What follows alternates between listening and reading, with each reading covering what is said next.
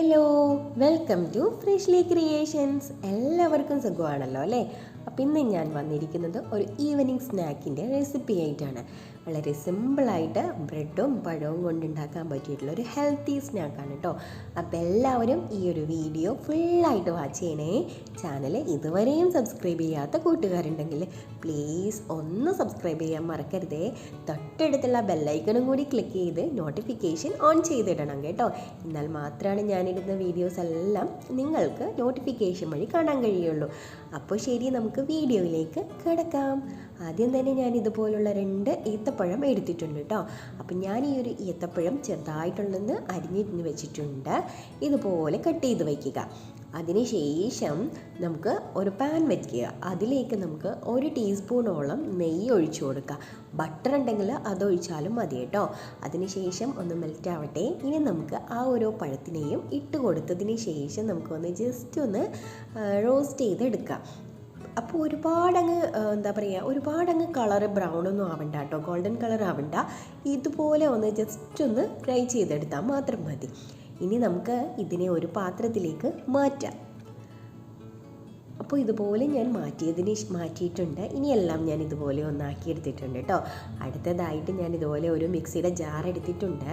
അതിലേക്ക് ഞാനൊരു 3 മുട്ടയാണ് പൊട്ടിച്ചൊഴിക്കുന്നത്. ചെറിയ മുട്ടയാണെങ്കിൽ ഒരു 3 എണ്ണം പൊട്ടിച്ചൊഴിക്കുക കേട്ടോ. എൻ്റെത് ചെറുതായിരുന്നു, അതുകൊണ്ടാണ് 3 എണ്ണം എടുത്തത്. ഇനി നിങ്ങൾക്ക് വലുതാണെങ്കിൽ 2 എണ്ണം എടുക്കാം കേട്ടോ.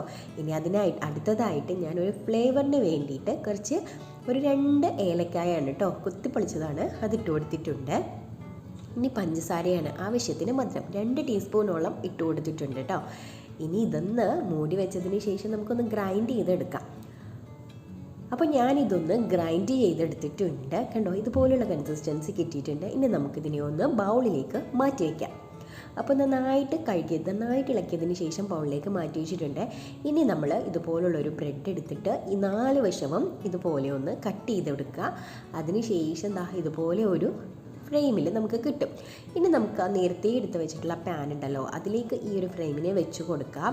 അതിനുശേഷം നമുക്ക് അകത്ത് കുറച്ച് ബട്ടറോ ഗീയോ ഇട്ട് കൊടുക്കാം കേട്ടോ. ഞാനപ്പോൾ ഇട്ട് കൊടുത്തിട്ടുണ്ടായിരുന്നു. ഇനി ഞാൻ ഇതുപോലെ എല്ലാ പഴങ്ങളെയും ഇതുപോലെ നിരത്തി വെച്ച് കൊടുത്തിട്ട് ജസ്റ്റ് ഒന്ന് ചൂടായി കഴിയുമ്പം നമ്മൾ ആ മുട്ടയുടെ മിക്സ് ഉണ്ടല്ലോ, അതുകൂടി ഇതിലേക്ക് ഒഴിച്ചു കൊടുക്കുക. ഒരു 2 ടീസ്പൂണോളമൊക്കെ ഒഴിച്ചു കൊടുത്താൽ മതി കേട്ടോ. അപ്പോൾ ഫില്ലായി കിട്ടും. ഇനി ഒരു സിമ്മിലിട്ടിട്ട്, നല്ല സിമ്മിലിടണം, എന്നാൽ മാത്രമാണ്, അല്ലെങ്കിൽ കരിഞ്ഞു പോകും, അത് സൂക്ഷിക്കുക. ഇനി ജസ്റ്റ് ഒന്ന് സിമ്മിലിട്ടതിന് ശേഷം ഇതുപോലെ ആ ഒരു പീസ് ഉണ്ടല്ലോ നേരത്തെ മാറ്റി വെച്ചിട്ടുള്ള ആ ബ്രെഡ് പീസ് ഇതുപോലെ മുകളിലേക്ക് വെച്ച് കൊടുത്തതിന് ശേഷം 2 സ്പൂണുകൾ ഉപയോഗിച്ചിട്ട് ഇതുപോലെ ഒന്ന് മറിച്ചിട്ട് കൊടുക്കുക. കണ്ടോ, അപ്പോൾ നമ്മളുടെ ഏകദേശം ഒരു വശം ശരിയായിട്ടുണ്ട്. ഇനി അടുത്ത വശവും കൂടി ഇതുപോലെ ഒന്ന് ജസ്റ്റ് ഒന്ന് ചൂടായി ഫ്രൈ ആവുന്നത് വരെ നാക്കിയെടുക്കാം. അപ്പോൾ പ്രത്യേകം ശ്രദ്ധിക്കണം, കരിഞ്ഞു പോകാൻ ഇടവരരുത്, കരിഞ്ഞു പോകാതെ നോക്കണം കേട്ടോ. അതുപോലെ തന്നെ നമ്മൾ ഇതിന് മെയിനായിട്ട് ഏത്തപ്പഴം തന്നെ എടുക്കണം. മറ്റുള്ള പാളയംകോടനോ മറ്റുള്ള പഴങ്ങളോ ഒന്നും എടുക്കാൻ പറ്റില്ല കേട്ടോ. അപ്പോൾ ഈ ഒരു പഴം കൊണ്ട് മാത്രമേ നമുക്ക് ഇത് നല്ല പെർഫെക്റ്റ് ആയിട്ട് കിട്ടുകയുള്ളൂ. അപ്പം ഞാനിത് മറ്റുള്ള ബ്രെഡുകളൊക്കെ ഇതുപോലെ ആക്കിയെടുത്തിട്ടുണ്ട് കേട്ടോ. അപ്പോൾ നിങ്ങളും ഇതുപോലെ ഒന്ന് ട്രൈ ചെയ്ത് നോക്കുക. കുട്ടികൾക്കൊക്കെ വളരെ ഇഷ്ടപ്പെട്ടിട്ടുള്ളൊരു റെസിപ്പിയാണ്. ഈവനിങ് സ്നാക്കായിട്ടും ബ്രേക്ക്ഫാസ്റ്റ് ആയിട്ടും ഒക്കെ കഴിക്കാൻ പറ്റിയിട്ടുള്ളതാണ്. ഹെൽത്തി ആയിട്ടുള്ളൊരു സ്നാക്കാണ്. അപ്പോൾ വീഡിയോ ഇഷ്ടപ്പെട്ടു എന്ന് വിചാരിക്കുകയാണ്. ഇഷ്ടപ്പെട്ടെങ്കിൽ ഇപ്പോൾ തന്നെ ലൈക്ക് ബട്ടൺ ഒന്ന് പ്രസ് ചെയ്യുക. അതുപോലെ തന്നെ ഷെയർ ചെയ്യാനും സബ്സ്ക്രൈബ് ചെയ്യാനും മറക്കരുത് കേട്ടോ. അപ്പോൾ വീണ്ടും അടുത്ത വീഡിയോ ആയിട്ട് ഞാൻ വരാം. അപ്പോൾ ഞാൻ ഈ ഒരു ചാനലിൽ ക്രാഫ്റ്റും കൂടി ഉൾപ്പെടുത്തിയിട്ടുണ്ട്. ക്രാഫ്റ്റും റെസിപ്പിയും ഒരുപോലെ ഇഷ്ടപ്പെടുന്നവർ തീർച്ചയായും കാണണം കേട്ടോ. Thanks for watching.